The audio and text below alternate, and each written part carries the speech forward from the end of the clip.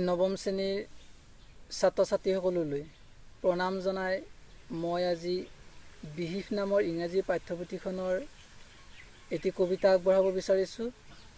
কবিতাটি অসমীয়াত বিশ্লেষণ কৰিব বিচাৰিছোঁ। কবিতাটিৰ নাম হৈছে এ লেজেণ্ড অৱ দ্য নৰ্থলেণ্ড আৰু লিখিছে কবি ফবি কেৰী। আশা কৰোঁ কবিতাটো শুনি ছাত্ৰ ছাত্ৰীসকল নিশ্চয় উপকৃত হ'ব। তোমালোকে কবিতাটোৰ বিশ্লেষণ চাই ভিডিঅ'টো শ্বেয়াৰ কৰিবা আৰু ছাবস্ক্ৰাইব কৰিবা। A legend of the Northland. A legend মানে হ'ল অলৌকিক কাহিনী বা পুৰণিকলীয়া মানুহৰ মুখে মুখে চলি অহা কাহিনী বা গল্প। Of the নৰ্থলেণ্ড।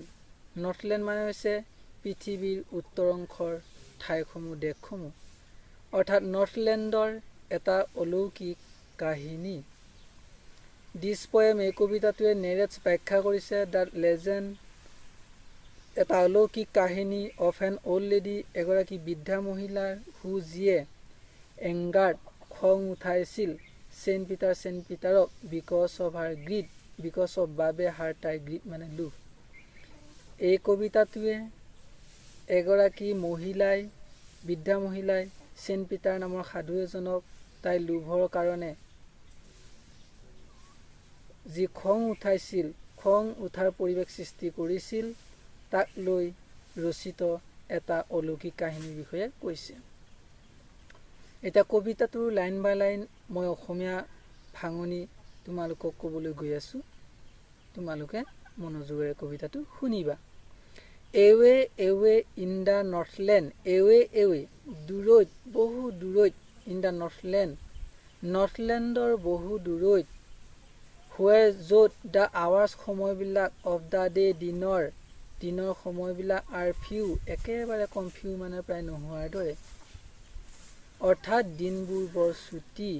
এন আৰু দ্য নাইটছ নিশাবোৰ আৰ চ' লং মানে ভেৰি লং, বৰ দীঘল। ইন উইণ্টাৰ শীতকালত, আৰু শীতকালত ৰাতিবোৰ বৰ দীঘল।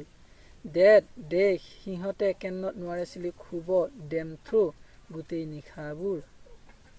নৰ্থলেণ্ডৰ যে দূৰৈ নৰ্থলেণ্ড, সেই নৰ্থলেণ্ডত শীতকালৰ দিনবোৰ বৰ চুটি আৰু নিশাবোৰ বৰ দীঘল, যাৰ ফলত নিশাবোৰ মানুহে গোটেই নিশাটো শুই থাকিব নোৱাৰে। হুৱেৰ য'ত দে হাৰ্নেছ সিহঁতে লেকাম লগাই দিয়ে, হাৰ্নেছ মানে লেকাম, দ্য চুইফ্ট তীব্ৰবেগী ৰেইন ডিয়াৰ বলগা হৰিণ, আৰু য'ত সিহঁতে বলগা হৰিণবিলাকক লেকাম লগাই দিয়ে। টু দ্য স্লেজ মানে হ'ল স্লেজ গাড়ী, বৰফত টনা গাড়ীক স্লেজ গাড়ী বুলি কোৱা হয়। বৰফত চলা সেই স্লেজ গাড়ীবিলাকৰ টানিবৰ কাৰণে ৰেইন ডিয়াৰবিলাকক হাৰ্নেছ লগাই দিয়ে, লেকাম লগাই দিয়ে। হুৱেন যেতিয়া ইট স্ন'জ, বৰফ পৰে, স্ন' মানে বৰফ পৰা, যেতিয়া নৰ্থলেণ্ডত বৰফ পৰে। এন আৰু দ্য চিলড্ৰেন ল'ৰা ছোৱালীবোৰ, লোক দেখা যায়, লাইক দৰে, বিয়াৰ্ছ ভালুক, কাপ পোৱালি, আৰু ল'ৰা ছোৱালীবোৰক ভালুকৰ পোৱালিৰ দৰে দেখা যায়। ইন দেয়াৰ ফানি, দেয়াৰ সিহঁতৰ ফানি, ধেমেলীয়া, ফাৰী নুমাল, ক্লথছ কাপোৰ।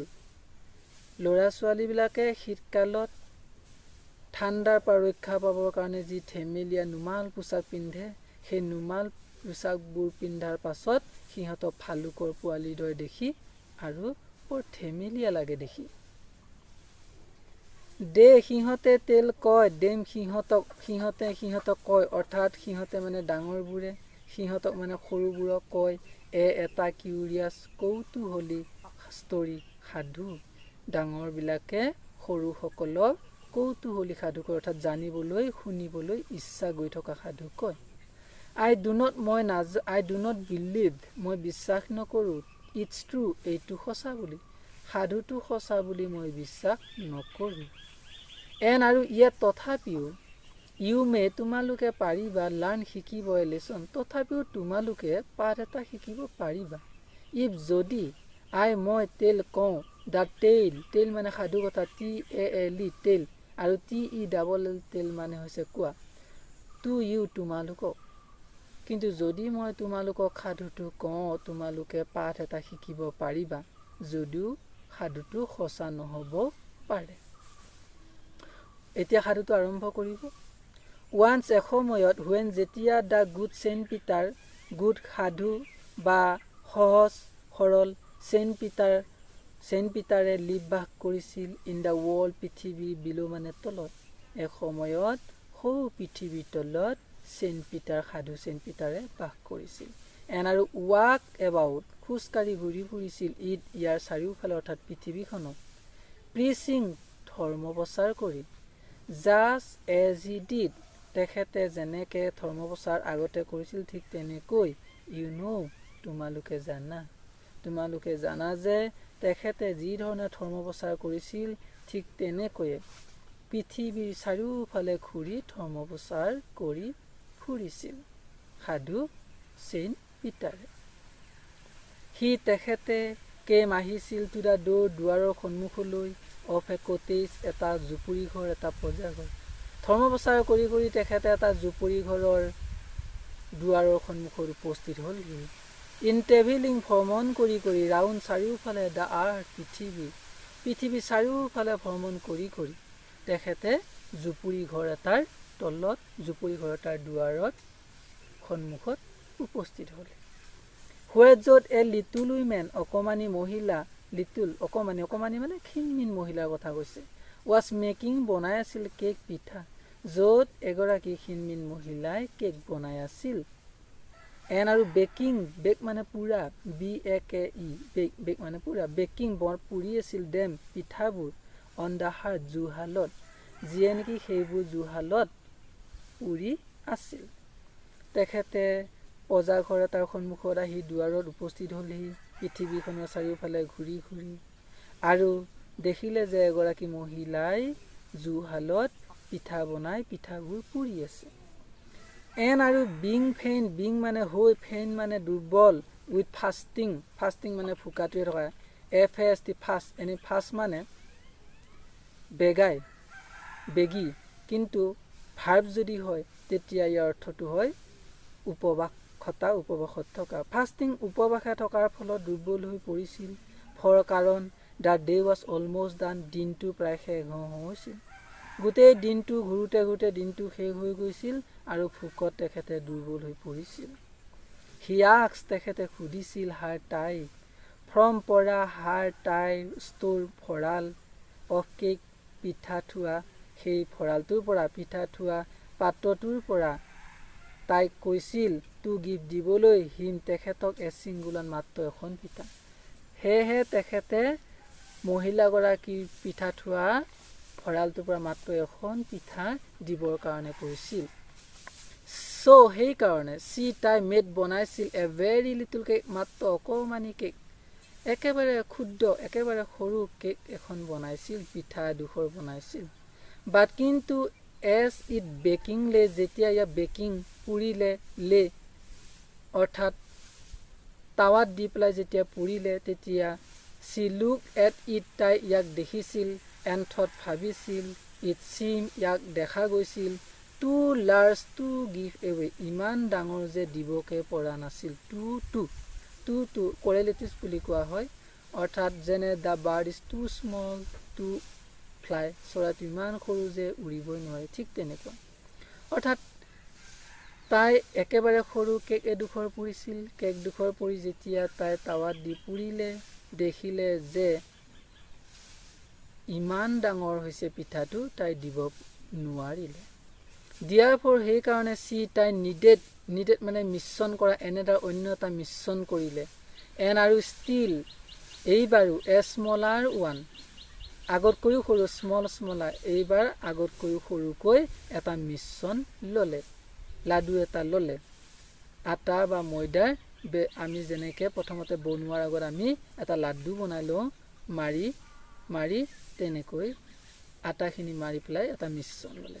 বাট ইট লুক, কিন্তু ইয়াক দেখিছিল, যেতিয়া তাই টাৰ্ণ অভাৰ, লুটিয়াই দিছিল, যেতিয়া তাই কেকটো লুটিয়াই দিলে, তাই দেখিছিল, এজ লাৰ্জ এজ, সমানে ডাঙৰ, দ্য ফাৰ্ষ্ট হেড ডান, প্ৰথমটো যিমান ডাঙৰ হৈছিল সিমান ডাঙৰেই দেখা পায়। সেয়েহে তাই অকণমানি মিছন এটা লৈছিল, আগতকৈও সৰু এইবাৰ মিছনটো।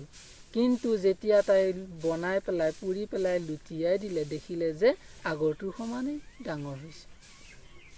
দেন তাৰ পাছত চিটোক তাই লৈছিল তিনি স্কেপ, মানে অকণমানি স্কেপ মানে অংশ অফ ডাফ মানে লাডু।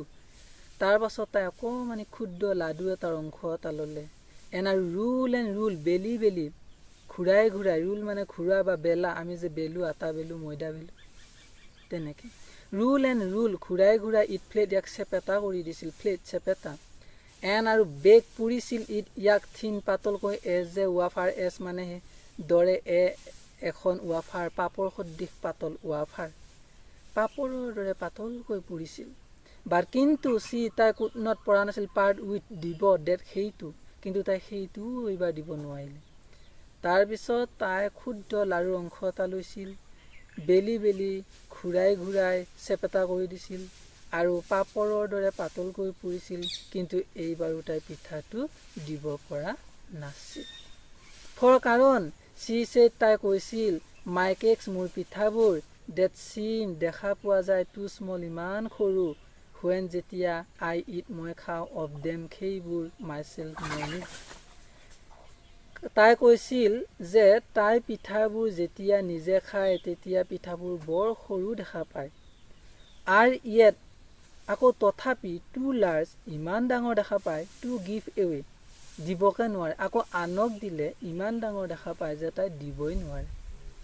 কাৰণটো তাই কৈছিল, পিঠা দিব নোৱাৰা কাৰণটো কৈছিল যে তাই যেতিয়া খায় গোটেই সৰু দেখা পায়, আকৌ সেই সৰু পিঠাবোৰেই যেতিয়া আনক দিব বিচাৰে তেতিয়া বৰ ডাঙৰ দেখা পায়, যাৰ ফলত তাই দিব নোৱাৰে।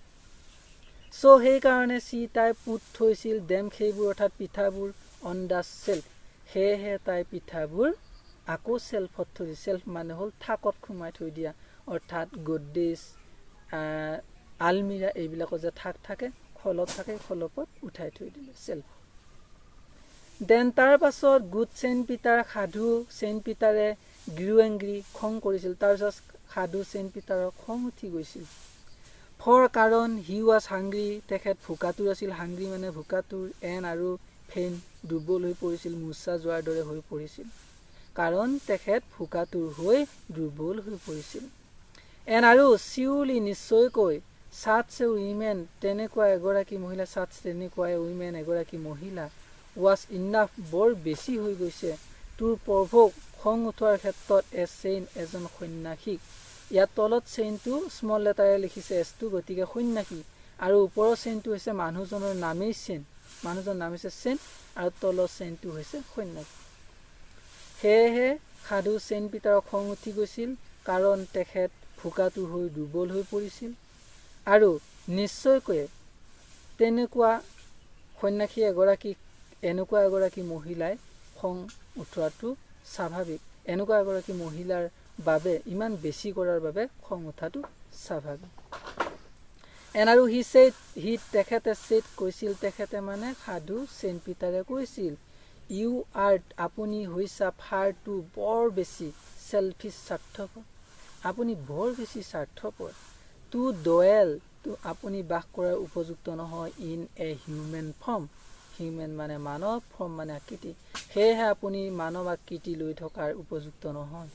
টু অৰ্থাৎ প্ৰথমটো, ইমান স্বাৰ্থপৰ যে টু ডৱেল, বাস কৰিবই নোৱাৰো। তেখেতে সেয়েহে কৈছিল, তুমি ইমান স্বাৰ্থপৰ যে তুমি মানুহৰ আকৃতি লৈ জীয়াই থাকিব নোৱাৰা। টু হেভ, তুমি পাব নোৱাৰা, বট ফুড এণ্ড চেল্টাৰ, খাদ্য, ফুড খাদ্য, চেল্টাৰ মানে বাসস্থান, তুমি খাদ্য আৰু বাসস্থান পাব নোৱাৰা। আৰু ফায়াৰ, জুইও পাব নোৱাৰা, টু কিপ, কৰিবলৈ, ৰাখিবলৈ, ইউ, তোমাক, ৱাৰ্ম, গৰম কৰি, তুমি উষ্ণতা ল'বৰ, তুমি তাপ ল'বৰো উপযুক্ত নহয়, তুমি বাসস্থান আৰু খাদ্যৰ খাবলৈ উপযুক্ত নহয়, আৰু মানুহ আকৃতি লৈ তুমি এই পৃথিৱীত থকাৰ উপযুক্ত নহয়, কাৰণ তুমি বৰ চেলফিছ, তুমি বৰ চেল্ফ ইণ্টাৰেষ্ট, আত্মস্বাৰ্থপৰ ব্যক্তি। এতিয়া ইউ চেল বি উল, তুমি বনাব লাগিব, সজাব লাগিব, as the birds do, as দৰে, দ্য বাৰ্ড চৰাইয়ে ডু কৰা, চৰাইয়ে কৰাৰ দৰে, চৰাইয়ে বিউল কৰাৰ দৰে, সজোৱাৰ দৰে তুমিও এতিয়া সজাব লাগিব।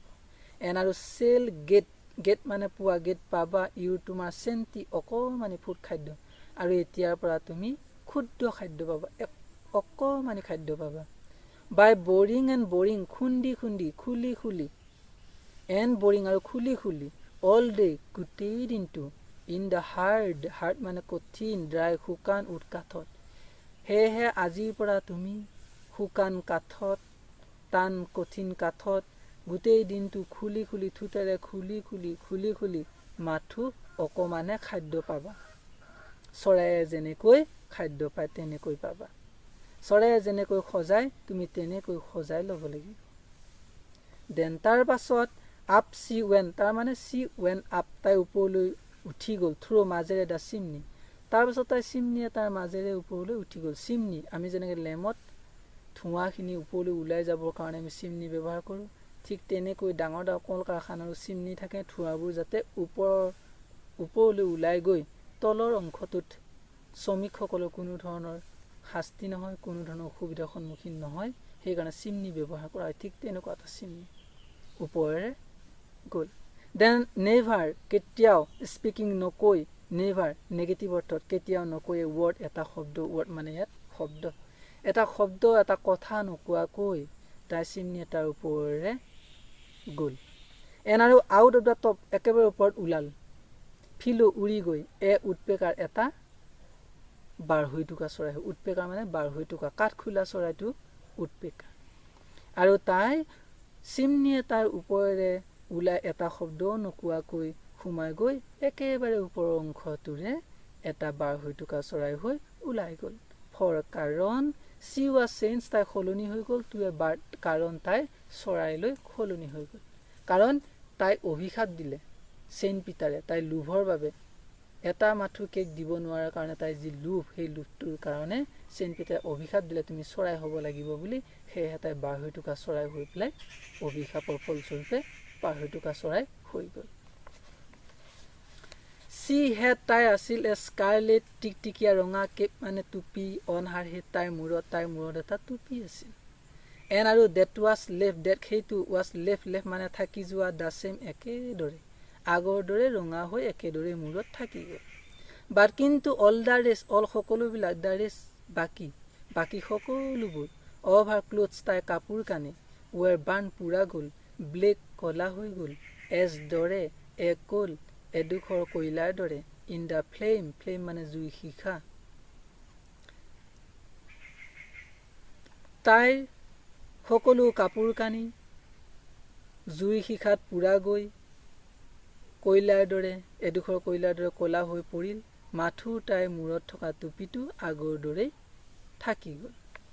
এন আৰু এভৰি কাণ্ট্ৰি স্কুল বয়, এভৰি প্ৰত্যেক কাণ্ট্ৰি দেশৰ স্কুল বয় স্কুলীয়া ল'ৰাই হেজ চিন দেখা পাইছে, হাৰ তাইক, ইন দ্য উড, উড মানে হ'ল ফৰেষ্ট অৰণ্য, আৰু সকলো স্কুলৰ ল'ৰা ছোৱালীয়ে, স্কুলীয়া ল'ৰাই তাক আজি অৰণ্যত দেখা পায়, সেই বাঢ়ৈ টোকা চৰাইটো অৰণ্যত দেখিবলৈ পায়।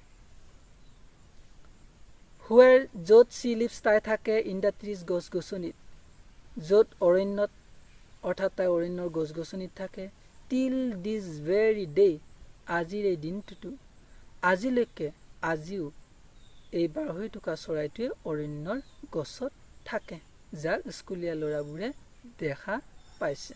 Boring and boring for food, খাদ্যৰ কাৰণে আজিও গছ খুলি খুলি ফুৰে, আজিও তাই খাদ্যৰ কাৰণে গছ খুলিবলগীয়া হয়, গছ খুলি খাদ্যৰ অনুসন্ধান কৰি অৰণ্যৰ মাজে মাজে ঘূৰি ফুৰে, অৰণ্যৰ গছত থাকে। মৰমৰ ছাত্ৰ ছাত্ৰীসকল, ইমানতে আমাৰ কবিতাটো শেষ হৈছে। কবিতাটো লিখিছিল ফবি কেৰিয়ে। তেখেতে আগতেই কৈছে কবিতাটো এটা লেজেণ্ড মানে মুখে মুখে চলি অহা এটা অলৌকিক কাহিনী, যিটো কাহিনী সঁচা নহ'বও পাৰে। কিন্তু কবিয়ে কৈছে সঁচা নহ'ব পাৰে হয়, কিন্তু আমি এটা তাৰ পৰা মৰেল শিকিব পাৰোঁ, পাঠ এটা শিকিব পাৰোঁ। The poet ফবি carry says that a legend may not be true, but we can learn a lesson, but we can learn a moral. আমি এটা কি শিকিব পাৰোঁ? মৰেলিটি এটা শিকিব পাৰোঁ। সাধুটো সঁচা নহ'ব পাৰে, লেজেণ্ডটো সঁচা নহ'ব পাৰে, কিন্তু এটা মৰেলিটি শিকিব পাৰোঁ। যেনেকৈ আমি গম পালোঁ যে মহিলাগৰাকী লোভৰ কাৰণে কি হ'ল, চৰাইলৈ পৰিৱৰ্তন হ'বলগীয়া হ'ল, অভিশাপ পায়। অৰ্থাৎ লোভেই পাপ, পাপেই মৃত্যু। লোভৰ কাৰণে কেক দিব পৰা নাছিল, ফলস্বৰূপে তাইৰ পাপ বৃদ্ধি হৈছিল।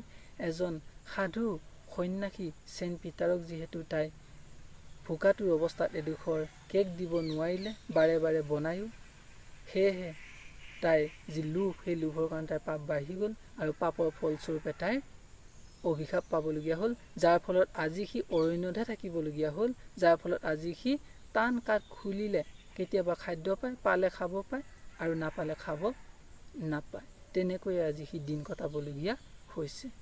গতিকে লেজেণ্ড হৈছে এটা অলৌকিক কাহিনী, যাৰ জৰিয়তে আমি এটা নৈতিক পাঠ শিকিব পাৰোঁ। আশা কৰোঁ তোমালোকে পাঠটো পঢ়ি ধুনীয়াকৈ বুজি পাবা আৰু পাঠটো পঢ়াৰ পাছত, পাঠটো এই ভিডিঅ'টো শুনাৰ পাছত তোমালোকে শ্বেয়াৰ কৰিবা আৰু ছাবস্ক্ৰাইব কৰিবা।